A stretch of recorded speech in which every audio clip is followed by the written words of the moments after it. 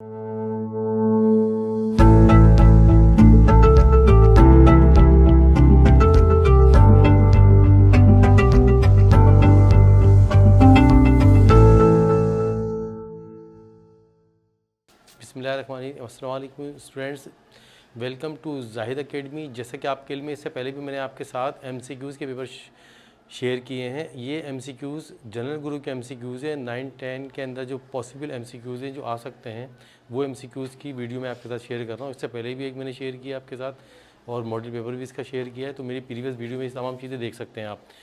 तो यहाँ पर देखें, एमसीक्यूज़ से पहले 1 से लेकर 10 तक मैं शो आपके साथ शेयर कर चुका हूँ। अब फर्दर 11 से लेके 20 तक के एमसीक्यू शेयर कर रहा हूँ मैं। जनरल ग्रुप के एमसीक्यूज़ हैं, इंपॉर्टेंट एमसीक्यूज़ हैं ये।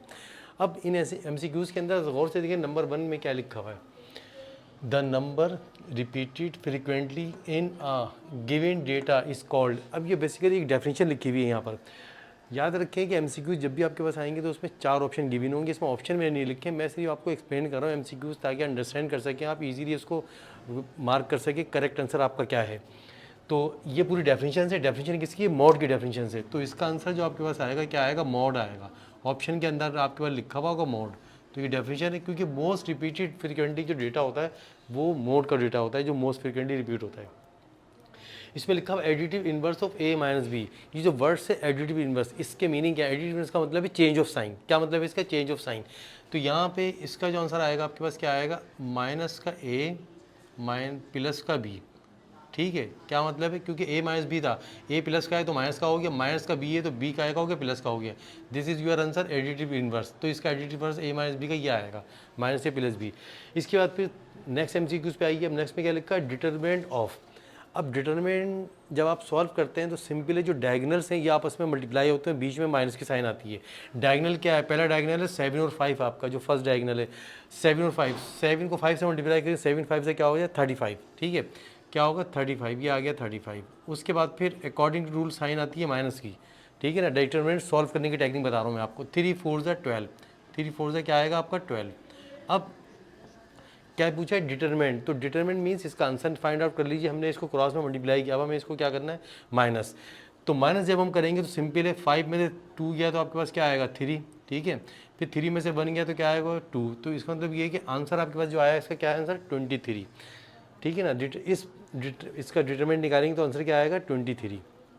मैंने आपको तरीका भी बता दिया, कोई भी डिटरमिनेंट का एमसीक्यू आएगा इसी तरह से निकालेंगे।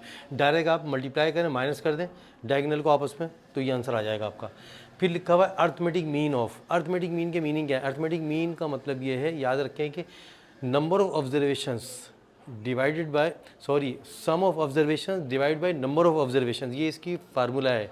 डेफिनेशन भी यही कहती है, जितनी ऑब्जर्वेशंस आपको दी गई हैं इन तमाम ऑब्जर्वेशन को आप सम कीजिए, प्लस कर लीजिए, उसके बाद फिर जो काउंट कीजिए नंबर ऑफ ऑब्जर्वेशन है, जितनी नंबर ऑफ ऑब्जर्वेशन है इसको आप डिवाइड कर दीजिए। तो यहाँ पे इनको प्लस कीजिएगा, 1 में 2 प्लस के 3 हो गया, 3 क्या हो गया आपका? 6, 6 और 6 क्या हो गया? 12, यानी कि 12 आपके पास आ गया। अब नंबर ऑफ ऑब्जर्वेशन आपके पास कितनी है? 4 है, तो 4 से डिवाइड कर दें आप इसको। तो 4 से डिवाइड करेंगे तो आंसर क्या आएगा? 3 आपका। क्या आंसर आएगा? 3। तो सिंपल सा है मीन निकालने का, अर्थमेटिक मीन निकालने का। तमाम नंबर्स को प्लस कीजिए, उसकी ऑब्जर्वेशन डिवाइड कीजिए, आंसर आ गया 3। तो अर्थमेटिक मीन निकाला ही हमने इस तरह से, 3 आंसर आ गया इसका। अब ये देखें एमसीक्यूज़, ये एमसीक्यूज़ भी ऐसा एमसीक्यूज़ है विदाउट सॉल्व किए आंसर इसका नहीं आएगा। ये आप डायरेक्ट कैलकुलेटर से सॉल्व कर सकते हैं, ये भी डायरेक्ट कर सकते हैं आप। ये आपको सॉल्व करना पड़ेगा बाकायदा, क्योंकि इसके अंदर जो चीज़ यूज़ हो रही है वो हो रही है इक्वलिटी। ज़रा गौर से देखें, x+1 जो फर्स्ट आपके पास ऑर्डर्ड पेयर का जो फर्स्ट है पेयर, वो इक्वल होगा फर्स्ट के इक्वल के बाद जो लिखा हुआ है, यानी कि x+1। ये x+1 जब आप निकालेंगे तो x+1 आपके पास इक्वल होगा किसके? 7 के। ये आ गया 7, ये 1 यहाँ मूव हो जाएगा तो x = आ जाएगा आपके पास 7 - 1। तो लिहाजा x का आंसर आपके पास आ जाएगा क्या? 6। ये आ गया 6, क्योंकि इसमें आपको फाइंड क्या करना है? वैल्यू ऑफ y फाइंड करनी है आपको। ये आपने x निकाला, उसके बाद y निकालेंगे तो y हमारे पास क्या आएगा? y हमारे पास आएगा y + 2 = 8। y + 2 = 8। अब यहाँ पे हमने y की वैल्यूज निकालनी है, तो y = आपके पास क्या आएगा? 8 - 2। तो लिहाजा y = आ जाएगा आपके पास 6। अच्छा, अब एक चीज़ नोट कीजिए आप, इस सवाल के अंदर हमें सिर्फ फाइंड क्या करना है, वाई फाइंड करना है। तो वाई का सिर्फ ये आप एक ही आपके पास ये सॉल्व करेंगे। वाई की जो टेक्निक मैंने बताई, जो सेकंड पेयर है, सेकंड ऑर्डर पेयर का सेकंड एलिमेंट के इक्वल होगा, तो ये हमारे पास वाई इस तरह सॉल्व करेंगे। अगर सवाल में वाई की जगह वो एक्स कहता है कि एक्स निकालें आप, तो एक्स निकालने फर्स्ट ऑर्डर पेयर का फर्स्ट एलिमेंट फर्स्ट के इक्वल होगा, तो ये इस तरह से हमने सॉल्व किया इसको। 1 वहाँ जाके माइनस हो गया, तो इस तरह से ये वाई निकालने के 2 वहाँ जाके माइनस हो गया, तो इस तरह से ये एमसीक्यू सॉल्व हो गया आपका। तो वाई का आंसर पूछा, तो वाई का आंसर क्या आएगा 6। आपके ऑप्शन में गिवन होगा, लाजमी आते 6, तो उसको टिक कर देंगे आप, मार्क कर देंगे आप। अब नंबर नेक्स्ट पे आज 16 नंबर एमसीक्यूज़ में लिखा हुआ है 16 आउट ऑफ 32। इसकी परसेंट बतानी है, तो आपके पास ऑप्शन होंगे, परसेंटेज के अंदर गिवन होंगे 4 ऑप्शन, 4 में से एक करेक्ट होगा आपका। अब देखें ये भी सॉल्व करने वाला आंसर है, सिंपल सी बात है। इसको हम इस तरह भी कह सकते हैं, अगर यहाँ पे आपके पास 32 में से 16 मार्क्स आपने गेन किए हैं, ठीक है ना, तो इसको जब हम सॉल्व करेंगे तो क्या लिखेंगे 16/32 टोटल जो है आपका, मल्टीप्लाई बाई 100। अब 100 के साथ लगेगी परसेंटेज की साइन, ठीक है, किसकी लगेगी, परसेंटेज की साइन। याद रखें इसको हमें सॉल्व करना है, ठीक है ना, क्या करना है हमें इसको सॉल्व करना है, इसकी परसेंटेज निकालनी है। देखिए आप डायरेक्ट इसको सॉल्व कर सकते हैं with the help of calculator. मैं आपको कैलकुलेशन की टेक्निक बता रहा हूँ। 16 × 16, 16 2 × 32, ठीक है। अब इसको 2 को लाजमी 2 × 2, 250 × 100 होता है, तो इसका आंसर आप गौर से देखें क्या आ गया 50%। यानी कि ऑप्शन में आपको गिवन होगा तो आंसर क्या आएगा इसका 50% आएगा। जो 4 ऑप्शन होंगे उसका आंसर आएगा 50% आपका। इसी तरह से फिर नंबर नेक्स्ट एमसीक्यूज़ पे आ जाए। इस एमसीक्यूज़ के अंदर ज़रा गौर से देखें, यहाँ पे आपके पास दोनों आपके पास 9 × 9 एक ही ऑर्डर पेयर में आ जाएंगे। एक ही ऑर्डर पेयर में आने का मतलब ये है कि फिर इसका पेयर बनेगा, ये पेयर बनेगा, पेयर बनने से एक बार आएगा, तो क्या आएगा 9 आंसर इसका आएगा, ठीक है। इसका आंसर क्या आएगा 9 आंसर।